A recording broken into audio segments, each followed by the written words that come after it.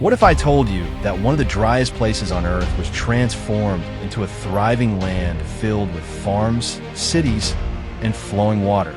A nation surrounded by desert, facing severe water shortages, achieved what many experts once thought was impossible. Through groundbreaking engineering, massive water infrastructure, and revolutionary technology, Israel turned vast stretches of barren land into productive landscapes. But how did they do it? How was water brought to areas where almost none existed? And what lessons can the rest of the world learn from this incredible transformation? In today's video, we'll uncover the fascinating story behind Israel's desert water miracle, the mega projects that made it possible, and the engineering innovations that changed an entire nation forever. Stay with us until the end, because the scale of this achievement is truly unbelievable. Welcome to Megatech, where we explore the world's most amazing mega projects, engineering marvels, and technological breakthroughs. Each year, underground aquifers dried up, pushing agriculture to the brink of collapse and forcing families to rely on trucked water from distant regions. Just a few dozen miles away, the Mediterranean Sea presented a vast contrast, inspiring Israel to undertake a bold challenge of pulling seawater inland into the desert. The Desert Water Project was approved in 2000 with nearly $3 billion invested, aiming to turn seawater into a vital resource and confront the desert's harsh conditions. Before channeling water, I had to transform the barren desert into a construction site through advanced techniques like satellite imagery and ground-penetrating radar. I worked alongside survey teams that spent months in the Negev desert, drilling hundreds of boreholes to understand the geological layers hidden beneath the sand. Placed every route marker by hand and ensured they were recorded with centimeter-level accuracy. The canal alignment had to avoid wind corridors to prevent a single sandstorm from burying the worksite overnight. I deployed hundreds of bulldozers to flatten dunes and redistribute sand into lower areas, aiming for a smooth surface strong enough for construction machinery. Each section was scraped and leveled under strict supervision, with surveyors checking elevation and slope for uniformity across the desert. To stabilize the sand, I injected water into the surface, using sprinkler arms and underground pipes to create a denser, cohesive layer. Once the sand reached the right level of dampness, heavy rollers compacted the surface to eliminate air pockets and stabilize the particles.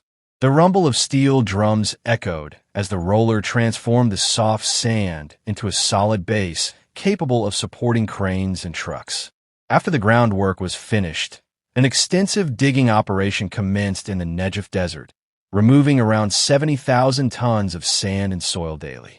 Over 1,200 workers endured extreme temperatures to shape the canal with a U profile, ensuring a natural water flow with a tight longitudinal slope. This operation represented one of the largest construction efforts in modern Israel, spanning nearly 250 miles of construction corridor. Recheck the elevation of the canal floor every 160 feet with laser leveling instruments to maintain perfect alignment. Most of the excavated sand was reused to build levees on both sides, reaching heights of 10 to 16 feet. In hilly areas, I used bulldozers for step-by-step cutting, while trucks were employed in low-lying areas for hauling and stabilizing fill material. To address weak soil zones, I drilled 16-inch sand piles up to 20 to 25 feet deep and mixed cement and clay to prevent subsidence. The construction site was extensive, filled with concrete plants and machinery, creating a relentless mechanical river in the Negev desert. The excavation phase lasted for months in the Negev desert, facing challenges from the heat, dryness, and the sand's thirst for water. One of the most critical stages was the lining phase, where the canal bed was moistened and leveled with fine sand before pouring thick concrete panels. Expansion joints were filled with hot bitumen sealant to prevent seepage, and in areas with unstable subsoil, a geomembrane layer was added for additional support. Over 220 miles of canal were lined with concrete, creating one of the largest waterproofing systems in the Middle East.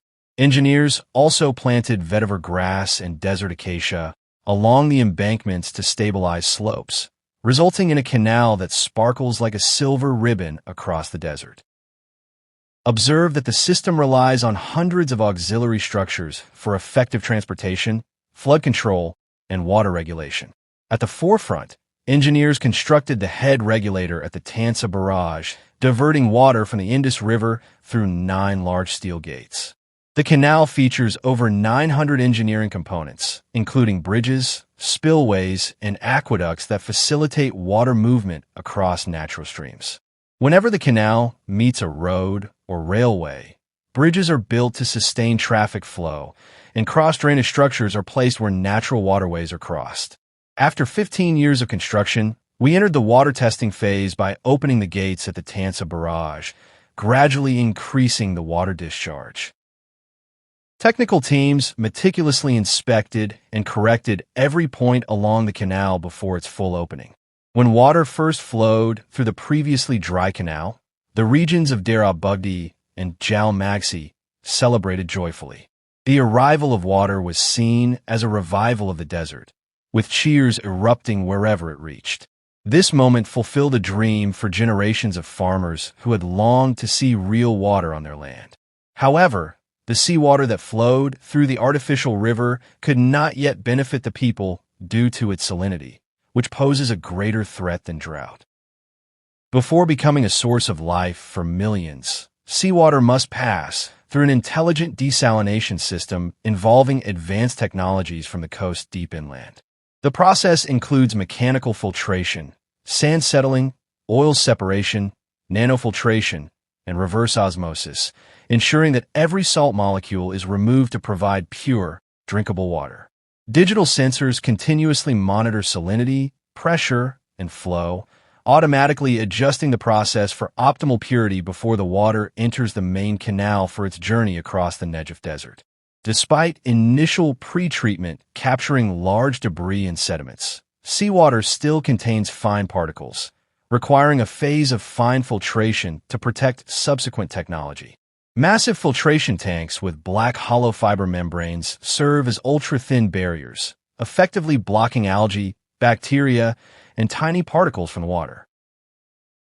The filtration process begins with the initial stages, but becomes critical during reverse osmosis, where seawater is forced through tiny membranes. This process allows only pure H2O molecules to pass, while leaving behind harmful substances like salts and heavy metals. As the water emerges from the reverse osmosis modules, its extreme purity necessitates the addition of calcium and magnesium to restore its natural taste and pH balance. Disinfection follows, utilizing ultraviolet light or ozone to eliminate microorganisms and adding chlorine for long-term safety and distribution. Real-time monitoring and constant lab analysis ensure that the water meets safety standards before being distributed through underground pipes to various locations. When the first flow of water crossed the Negev Desert, everything began to change deep within our lives. Land that once cracked under the burning sun started to come back to life, leading many farmers who had left due to drought to return. We saw the development of a network of secondary canals and irrigation systems that delivered water directly to each plant, a technology we invented to conserve every drop. The project, which began in 1953 and took over 11 years to complete, required a significant financial investment of around 420 million Israeli lira.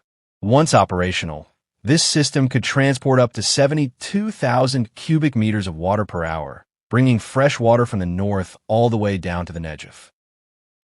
Israel's transformation As a result, regions once thought hopeless were revived into thriving agricultural zones. In the early years, tens of thousands of acres of farmland turned green. Where there was once only dust and sun, now stood orchards of oranges, vineyards, wheat fields, vegetable farms, and rows of date palms heavy with fruit. Seen from satellites, a long green ribbon winds across the Golden Desert, the green artery of Israel, the artificial lifeline connecting the north and south of the country. The transformation went beyond the fields. Villages were rebuilt, Children had schools and high-tech farms rose from the sand. If you enjoyed this video, don't forget to like, share, and subscribe to Megatech for So more you have learned the whole story of how the Israelis dug billions of tons of sand out of the desert to create the longest river in the world. Thanks for watching. Are you amazed by their technology of